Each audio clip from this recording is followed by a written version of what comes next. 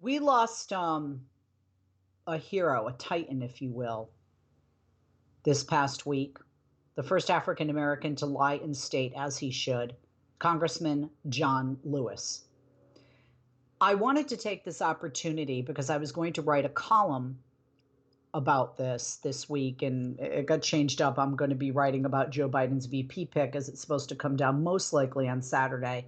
And my column will come out over the weekend or on Monday. As soon as he picks, I'll be writing that. So the content of my column changed. But because I have this forum on my radio program here, I thought I just was burdened with what I wanted to say, whether in the written word or verbally. So I wanted to share this with you. My father's family is Jewish. They are Russian, Polish, and French on my father's side. My mother's family is Catholic. They're Sicilian and Irish on her side. I am a true Heinz 57. I'm a melting pot within myself. My father was a jazz musician. My father died in 1992, which is why I refer to him in the past. And my father played in an all-black jazz band in the French Quarter in New Orleans, pre-civil rights. He was dating and engaged to a black woman who he had fallen in love with, and she was murdered, although they say she was involved in an accident, when two rich, white, very well-connected boys who were drunk ran her off the road and drove over her body. My father's best friend when I was growing up was black, and my father's best friend's wife was white. In pre-civil rights America, and even sadly to this day, there are people that look at others who are a mixed race couple. My husband's Indian. I've had those looks with my husband, depending on where we are as well. I was taught at a very, very early age that love sees no color. I had a t-shirt that said that for many years until it fell apart from so many wearings and so many washings. When I was 9 years old, growing up outside of Boston in Massachusetts, there was a family from South Carolina, and this is not just in South Carolina, this is just my story and what happened.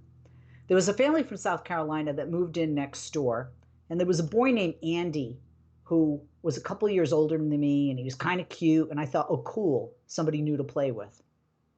Until one day he threw a rock at me, and he called me an N-word lover. I didn't know what the N-word meant. I went into my kitchen, and I said to my mother, Mom, what's an N-word? My mother grabbed me by the back of my head, put my mouth in the sink, put ivory soap in my mouth, mushed it around, water inside, and literally washed my mouth out with soap. Before I knew what the N-word meant, I knew it was a very bad word because I saw the anger in my mother. My father, who was very different than my Sicilian Irish mother, told me what it meant. And I really didn't understand at 9 years of age, and I still don't understand at more than 9 years of age now, how somebody can simply dislike another person or hate another person based on the color of their skin, their religion, their ethnicity, their culture, quite frankly, even their politics, but sticking with the race and sticking with the religion. I just couldn't understand that. This boy also called me, I think I can say anything here, right? I'm free to. This guy called me a kike because I was half Jewish. Another word that I learned at 9 years of age. So I learned at 9 years of age that although love sees no color, hate sees it in a very different and terrible way. I was surrounded by people of all different backgrounds, especially because my father was a jazz musician. And anybody out there who's a musician or knows musicians knows that it's all about the music. It's all about the jamming. They don't really see differences among one another. They don't see each other as the Irish guy, the Jewish guy, the white guy, the black guy. It's just sort of like he plays a mean guitar. So growing up, that's what I came from. My parents marched. They believed in the message of the Reverend Dr. Martin Luther King. As a matter of fact, my parents were stopped when they were headed south for a march by a Southern sheriff who wanted to make sure that my parents weren't going to any N-word convention. And my parents were quite shaken up. So, of course, they lied and didn't tell that, yes, they were going to that convention and to march. So I was brought up with this love sees no color, but I was also brought up with there's a right and a wrong. And that if you see wrong or injustice, you can't take a back seat. I further learned about this when I learned about heroes that saved people in the Holocaust from those Jewish members of my family that told stories of people that saved people, not people that were in my family, but people that became legends. Corrie ten Boom, for example, and many others. But I want to stick on my path here and not get off track so much. When you grow up with this mindset, it's just mind-blowing to me that somebody could look at a human being and think of them differently or as less than a human being simply based on the color of their skin. Now, my parents both taught me, like I said, that there was right and wrong, there was justice and there was injustice. My mother taught me, very much so, pick your battles, but if there's a mountain you want to die on, be prepared to die on that mountain for what you believe, for the injustice.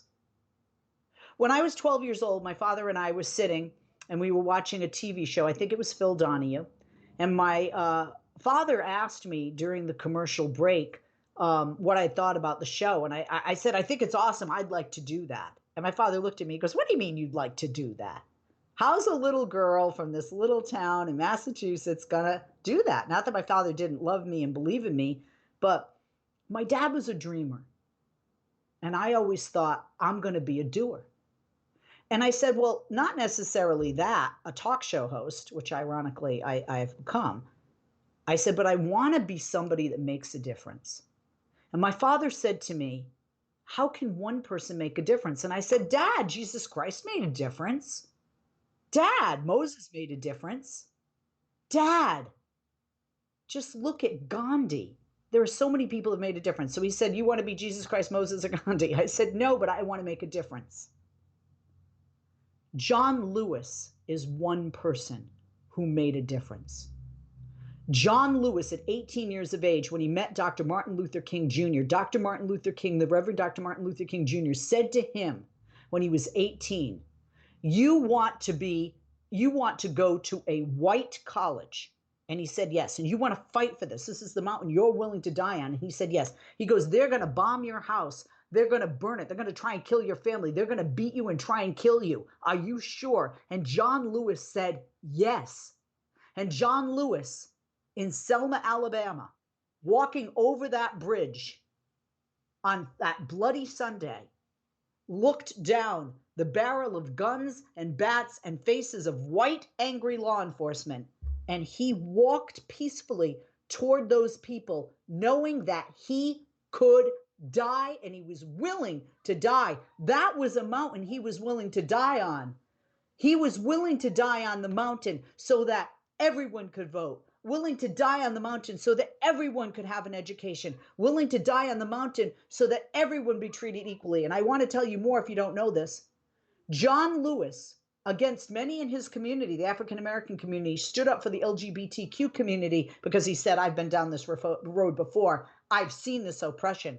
And it may not be the color of their skin, their sexual orientation, but they are being oppressed as well.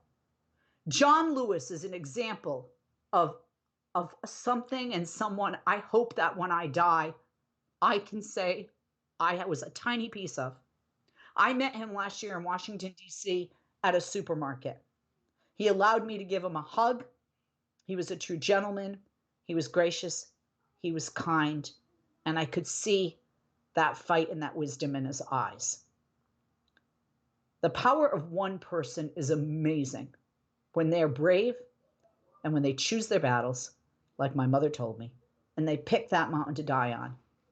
And I hope someday that when I die, I've made a difference because Congressman John Lewis certainly has for me, this white girl, Leslie Marshall.